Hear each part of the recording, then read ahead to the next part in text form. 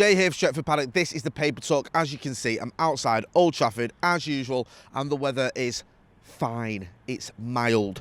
Gonna get straight into it. A couple of stories to get through.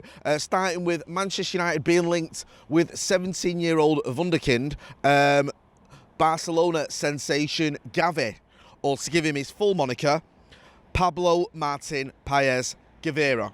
There's a report here in the Daily Star, so you can judge it how you wish to, saying that Man United and Liverpool, so going up head-to-head with Liverpool, one Barcelona sensation, Gavi, amid 42 million release clause. So he's got a 42 million quid release clause. It goes on to say that he only made his first team debut in late August, coming on as a substitute in their 2-1 win over Getafe, and his performances have convinced Barcelona coach Ronald Koeman to hand the promising midfielder more minutes, and he was rewarded with a starting berth for the La Liga Giants in the recent 2-0 defeat to Atletico Madrid. So he's a 17-year-old midfielder, 42 million quid release clause. We're in for him. Apparently the Scouts are in for him as well. And also Paris Saint-Germain, obviously, are sniffing round him because they look at every single player in the world. So one to keep an eye out. It's emanated not from the Star. They've got it from El Nacional, Spanish publication. So keep your eye on it, see what happens with that one. Potentially, because Barcelona are a bit skinned, just on the Barcelona front as well. There's more reports that they're interested in a loan deal with Edinson Cavani. Now, I know you're thinking, hang on a minute, Jay, you just said Barcelona are skinned. Why would they want Edinson Cavani on loan? Surely that's going to cost them money for his wages. But who knows? Apparently they're in for him. I've had this story before. I don't see him going anywhere in January. I think he'll be here till next summer. But maybe they look at it and go, well, if we can get him on a loan deal, or we can get him on a deal where United pays some of his wages, because that's the sort of nonsense that goes on at this club, then maybe it's worth it. But I don't see it happening. We'll keep you posted, as always. There's also a Paul Pogba story. Of course there is. Paul Pogba has been away with France. France obviously had that big 3-2 win in the Nations League semi-final last night over Belgium. And Paul Pogba has been talking about Juventus. He said, I always speak to my former Juventus teammates, like Paolo, as in Paulo Dybala.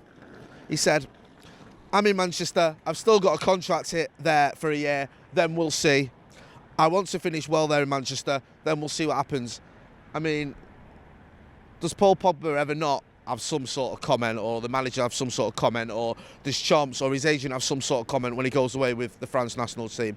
It just seems like every time he goes away with France, we get some comment by him or someone associated with him surrounding his future. And yeah, I think United have just backed themselves into a corner here, letting his contract run down to what it is. I think it's just idiotic. It really is. We should have known this was going to happen. When we got him all the way back from Le Havre in 2010, whenever it was when we first got him, they were upset. He came here, obviously as a kid. He didn't stay, he went to Juve, which is fine. But that should give you a sort of indication that he's not an ardent Manchester United fan who wants to spend his entire career here. We get him back and we allow his contract to run down again.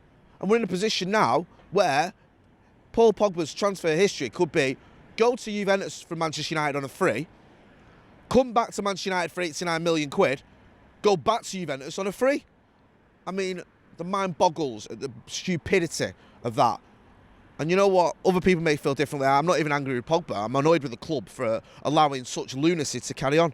And just one more as well. I'm going to mention this because I think it is relevant. Newcastle obviously have had a takeover, a huge takeover by the Saudi Arabian royal family, but not quite them according to the way it's been worded or whatever. Well, it obviously is them. So they've got access to funds of around 290 billion quid or something I was reading. A lot of United fans obviously talking about this, and it is relevant to Manchester United because there was a time, I think in 2018, when it seemed as though the Saudi Arabian family were going to buy Manchester United. There was pictures of the Glazers meeting them and all these sort of rumours that it was going to be the next big deal. Didn't happen. Listen, I can't stand the Glazers, I hate them. I've said this so many times that, you know, it's almost like my mantra. And I think what they've done to this club is a disgrace.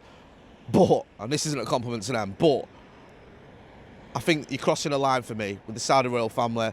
People may, again, have a different opinion, but we're not just talking about bad businessmen, we're talking about people with questionable human rights. And questionable's not even doing it justice, what has gone on when you look at the sort of things that have gone on with people from Yemen, people from the LGBTQ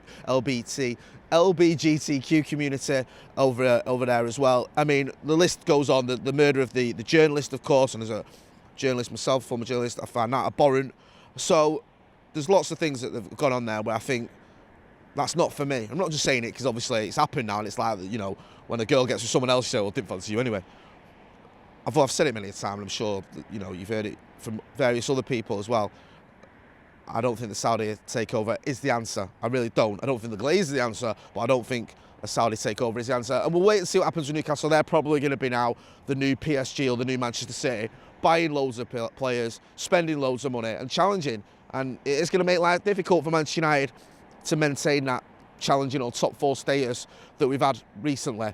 You know, pretty comfortably the last couple of seasons when you look at, you know, 3rd and 2nd.